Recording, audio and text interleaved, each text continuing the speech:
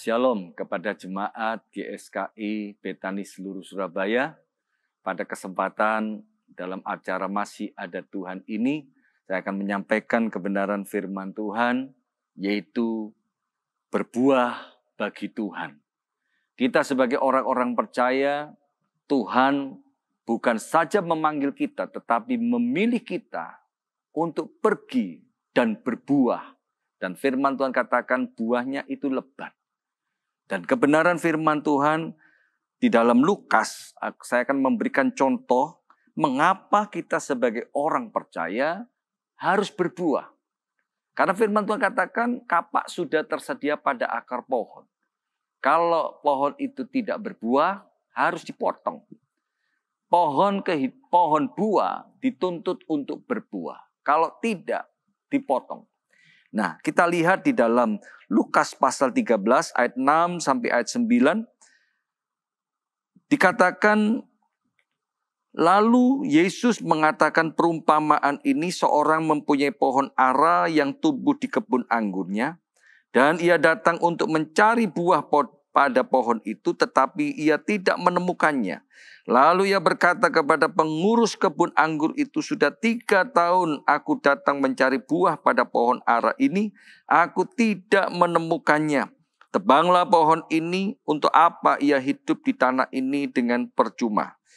Jawab orang itu, Tuan, biarkanlah ia tumbuh tahun ini lagi. Aku akan mencangkul tanah sekelilingnya dan memberi pupuk kepadanya. Mungkin tahun depan ia berbuah, jika tidak, tebanglah dia. Inilah yang harus kita lakukan sebagai orang-orang percaya, yaitu berbuah. Bagian pertama, mengapa kita harus berbuah? Yang pertama, karena hidup kita ini hidup di dalam kasih karunia. Pohon ara yang tumbuh di kebun anggur. Ya, ini adalah sebuah kasih karunia. Pohon ara tapi tumbuhnya di kebun anggur. Ya, yang dituntut Tuhan bukan masalah situ, tempatnya, mediasinya. Tetapi ya, medianya bukan, tetapi yang Tuhan tuntut itu adalah buahnya. Ya, di mana 3 tahun pohon ini tumbuh tapi tidak menghasilkan buah. Dan ketika Tuhan Yesus datang mencari buah di situ tidak ada. Dan Tuhan Yesus katakan, untuk apa dia hidup? Tebanglah dia. Inilah yang Tuhan inginkan di dalam setiap kehidupan kita sebagai orang percaya. Kita ini hidup di dalam kasih karunia Tuhan. Mari kita berbuah-buah untuk Tuhan. Bagian yang keduanya, mengapa kita harus berbuah? Bukan saja karena kita ini hidup dalam kasih karunia, tetapi kita juga dituntut untuk berbuah karena sebuah keharusan. Harus berbuah. Ya, pohon buah pasti dituntut harus berbuah. Kalau tidak berbuah dikatakan tebanglah dia. Makanya sampai minta yang namanya kesempatan. Ya, Tuhan, biarlah tahun ini biar ia bertumbuh. Aku mencangkul, memberi pupuk.